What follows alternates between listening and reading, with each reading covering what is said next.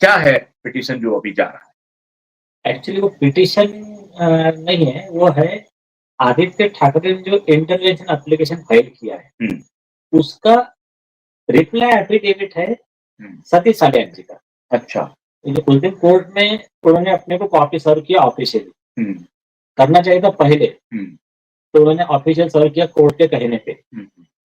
अब next stage क्या है उसका हम जवाब देंगे, और जवाब लेके हर पॉइंट पे उसको या तो रिजॉइंडर देना या तो वो पूरे आरोप जो है मंजूर कर लेना।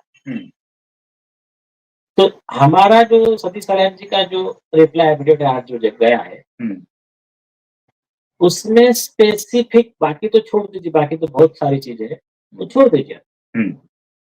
स्पेसिफिक 5 पॉइंट पे उनको जवाब देना है। एक,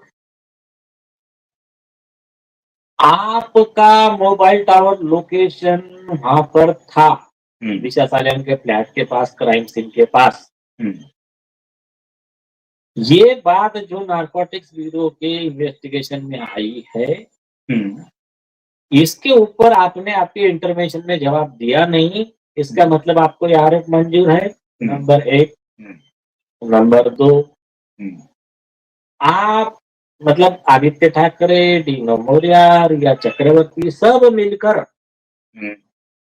ड्रग्स का बिजनेस करते हैं, ये बात नारकोटिक्स कंट्रोल ब्यूरो के इंक्वायरी में आई है। आपके और रिया चक्रवर्ती के चार्ट्स रिकवर किए गए हैं। तो इस बारे में आपने जो झूठ बोला कि मैं रिया को नहीं जानता, तो ये जो हमने सबूत दिए हैं, इसके ऊपर आपने कोई ऑब्जेक्शन नहीं लिया, इसका मतलब आपको ये आरोप मंजूर है। उसके बाद में आपने कहा कि 8 जून को, मतलब जिस समय दिशा का मर्डर और गैंगरेप हुआ था, उस समय मैं कल्याण डोंबिवली मेरे नाना जी के डेथ के लिए, डेथ हुई थी, मैं उधर प्रेजेंट था। मैं यहाँ से 30 किलोमीटर दूर, 40 किलोमीटर जो भी। तो आपने ये जो कहा मैं यहाँ नहीं था, वहां था, ये मोबाइल टावर लोकेशन से झूठा साबित हो गया, ऐसा हमने हमारे एफिडेविट में लिख दिया। उस पे आपने कोई जवाब नहीं दिया, इसका मतलब आपको ये आरोप मंजूर है।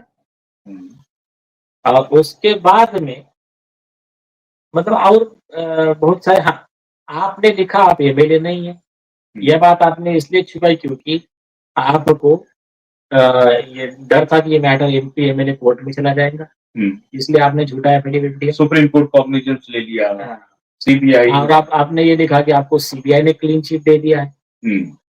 तो सीबीआई ने ये कह दिया कि हमने कोई ऐसी क्लीन चिट दिया नहीं क्योंकि हमने इन्वेस्टिगेशन नहीं किया। तो ये जो हमने लिखा है, तो ये आपको आरोप मंजूर है या आपको सीबीआई ने आपको क्लीन चिट दी वाली रिपोर्ट देने वाले?